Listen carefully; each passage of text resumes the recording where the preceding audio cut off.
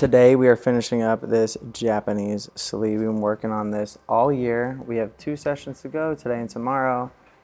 Got the stencil on, as I said, freehanded in some of this negative space just to flow better with the other parts of the arm, keeping the flow of the entire sleeve. So I like to kind of come up diagonally here, and I'm going to do that visually through my negative space and use them as kind of like directional flow patterns. I got her head thingy stenciled on, her beautiful hair like Fritz over here. We're gonna be running with the Bishop machine, the 3RL. I do have a mag out, but do not let Troshin see me using it. He'll say I'm cheating. Yeah, so we're only gonna use 3RL, no. So we will get into this thing today.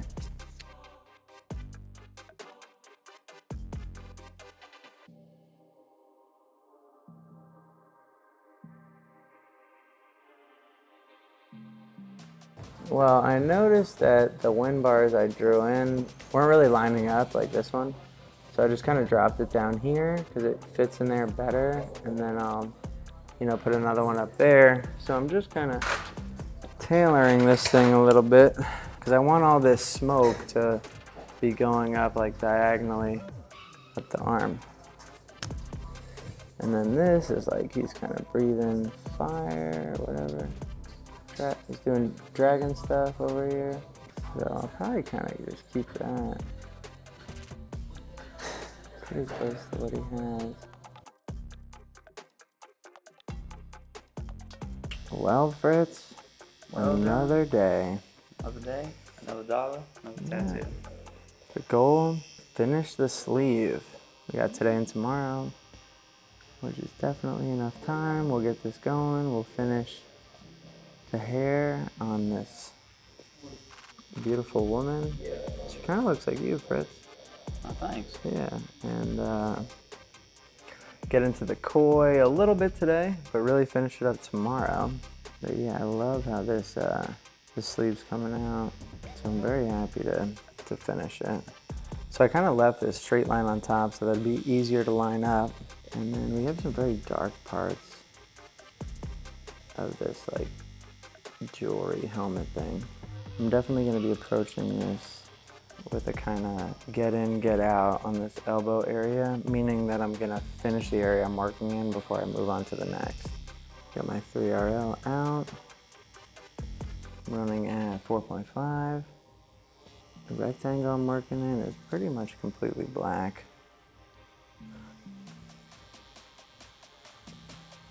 So I'll just be working in small circles, not to show any directional pattern. And filling this thing in.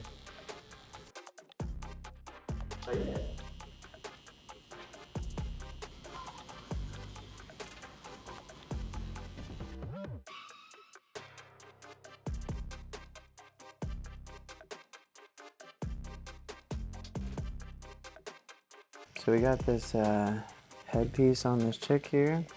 I had this negative wind bar kind of coming, so I continue that part and I'll bring it all the way up here. I have my marker kind of freehand on there, so I'm gonna go ahead and hit those with the that like blood line, just so I don't lose them. I'm gonna hit these like really, really light because I don't want to upset the skin too much, especially since I'll be working on him tomorrow, and I'm not gonna get through this whole thing today. So I'm gonna be a little strategic on what skin I decide to break and what skin I don't. But yeah, anything that I have negative space with, like these here, has to have contrast to be able to have that negative. So that means that it's gonna have some kind of background. Because the fish will be a little bit darker, these will have lighter backgrounds, but still something. So you can kind of see, I'm going to put in this gray right there. And this will allow us to start to see this negative space, but it's not too dark where we lose, the top of the headdress or the mouth from the fish. And then I'll kind of continue this by the negative space. Might add a few gray layers in there. And this is just gonna kind of help separate the negative in the foreground from our background.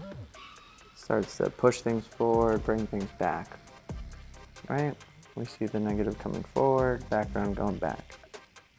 And I'm not putting lines on anything. I don't want any heavy lines in there. Just using the shadow to kind of create where the line would be, the structure of the piece. And if I really need to come back in and clean something up, I will just kind of like shade in the line like that. Like this here. So I'm not digging in the skin deep and creating the line, but just kind of shading in the motion of a line. And that's going to give me a really nice clean edge on these negative spaces, these negative wind and smoke bars.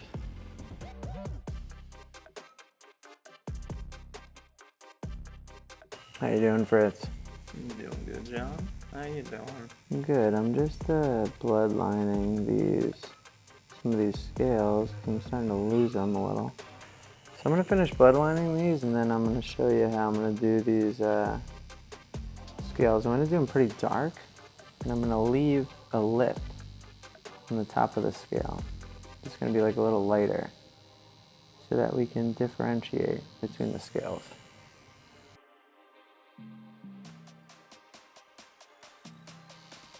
So right now I'm using pretty much a 1 drop, meaning like 1 drop of ink, full cup of water or shading solution.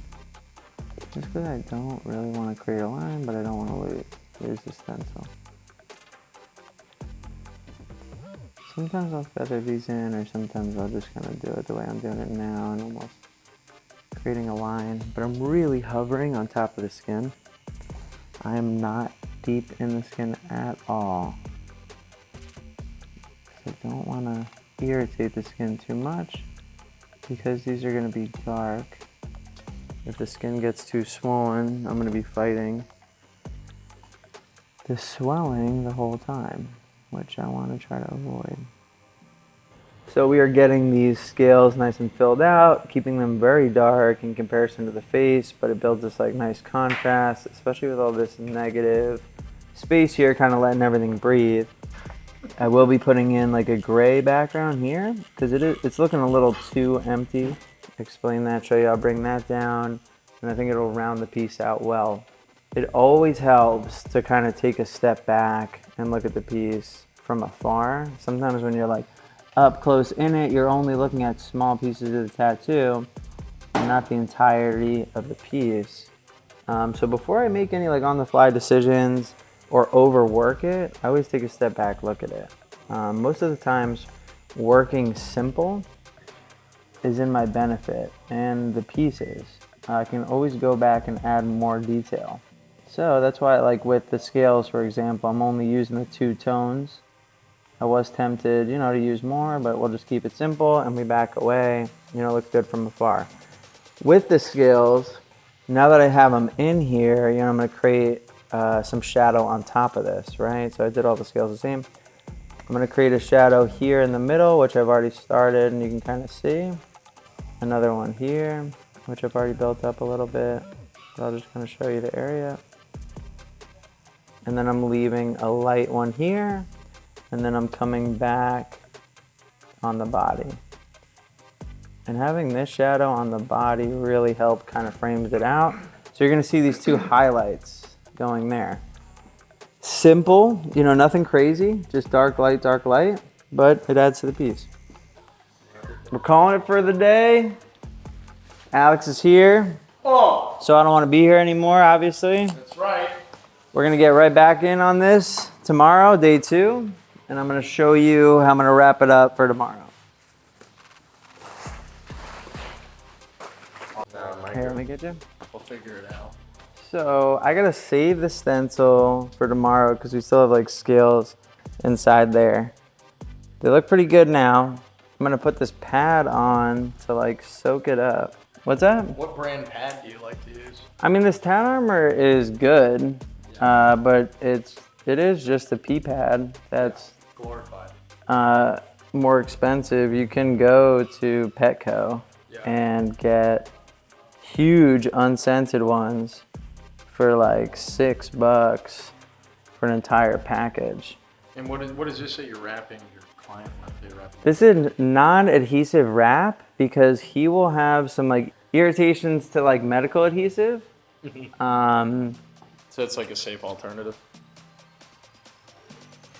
Yeah. Cool. And then I'm just gonna put some saran wrap over that real quick, just so it doesn't slide down the arm. And get that. Yeah, what? Damn. Spread. Actually, needs to be that. So we have the arm wrapped up. Got the saran wrap on top, and we have that pad on the inside.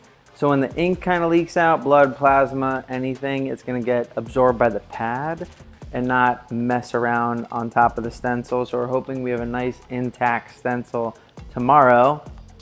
That's right. We will see. Fast forward to tomorrow. So we are on day 2. We fast forwarded. We got them wrapped up. We're gonna see if the stencil stayed. So we'll open this up. And it's not a problem if the stencil didn't stay, because I'll just quit tattooing and then I don't have to deal with the problem. Yeah, so Chase is someone that reacts to the medical adhesive. So as you can see, there's no redness. We didn't use any adhesive.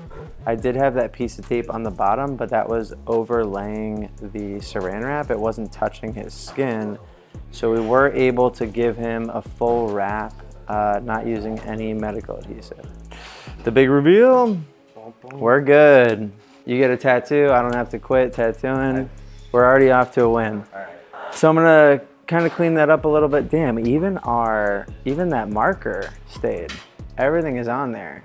He's kind of got some raisin skin, but we'll hydrate him up, be good to go.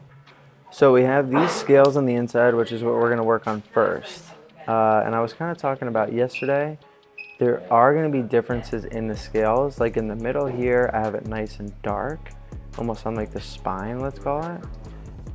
They're nice and dark, so it allows us to see this negative space point. But I would also like a shine here. And the best way to do that is I'm gonna have kind of the same row of scales light, and then everything that kind of comes off of it dark. So we have dark, these are all be like medium. And then what I'm thinking is we do like this one. These are gonna be lighter. We'll follow that, and then like this one will be a little darker, darker, darker to the bottom, you know? And then this will be nice and dark. So my frames of this fish will be dark, and that's what I want. They're all gonna be relatively dark to really bring out the head. So like even you can see this one here is more of like a dark gray than a black.